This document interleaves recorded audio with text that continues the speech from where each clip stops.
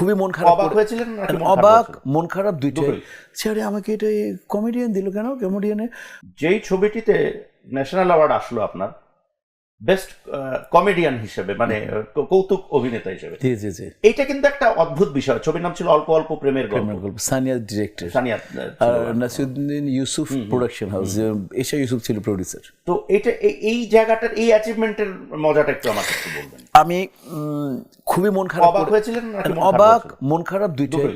আরে আমাকে এটা কমেডিয়ান দিল কেন? কমেডিয়ানে বাট ওই ছবির পরে আমাকে আমি ফরগেটস ওই ছবিটা মনে হয় ওই যেহেতু নাসিরুদ্দিন ইউসুফ দেখেছিলেন, শিমুল ইউসুফ আর নাসিরুদ্দিন ইউসুফ আমাকে কক্সবাজারে ফোন যে উনি আমাকে আমাকে এত প্রশংসা করেছিলেন নাসিরুদ্দিন মানে ইউসুফ বাংলাদেশের সেরা ভিলেন পেলেন কমেডিতে, সেরা কৌতুক অভিনেতার উনি আমাকে বলেছিলেন মিশা অসাধারণ করেছে। উনি তো অভিনয় সম্পর্কে অনেক জানেন, body, grammatical Acton, method acting, উনি অনেক কিছু ওই বলতেছিলেন। বছরে আপনি কিন্তু সেরা ছিলেন, এটা কিন্তু মিথ্যে কথা নয়। আচ্ছা, আমি কিন্তু খুব মন খারাপ ছিল ওর জাতীয় পুরস্কার পাওয়ার পরে। আমি ছিলাম ইসেতে, মন খারাপ হয়েছিল আপনার? আমার মন খারাপের কোনো কথা, আমাকে কেন পার্সোনাল অভিনেতা আর মেন ক্যারেক্টার আমাকে আর ইন্ডিয়া হলে হয়তো আমি মেন ক্যারেক্টারটা পেতাম। মুন্না ভাই এমবিবিএস হতো কমেডি, কথার কথা বলি, মন খুব খারাপ।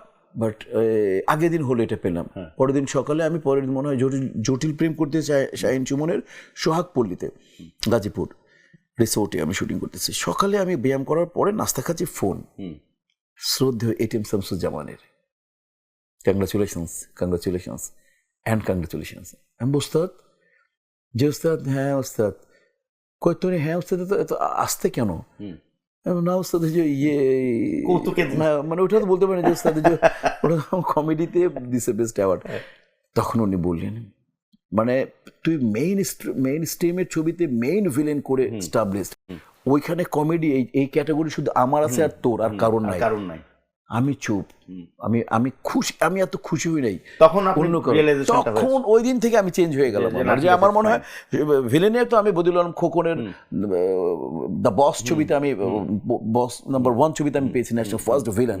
আমি শ্রদ্ধেয়, আমার জীবনের এটা সবচেয়ে বড় আমার অ্যাচিভমেন্ট যে আমি এফডিসি ঘরানার মূল স্ট্রিম অ্যাকশন ছবিতে আমি পেয়েছি ভিলেন। এবং আমার সারা জীবনের আরেকটা ইচ্ছা ছিল যে কাজী হায়দার ছবিতে ন্যাশনাল অ্যাওয়ার্ড নিতে হবে আমাকে। এবং বীর ছবিতে স্ক্রিপ্ট পেয়ে আমি বললাম যে ইনশাআল্লাহ আমি ভালো কম্পিটিটর পাবো কিনা জানি না, আমি একজন ভালো কম্পিটিটর, এবং ইনশাআল্লাহ I got the national award in বীর। তো এইটা গেল একটা গল্প।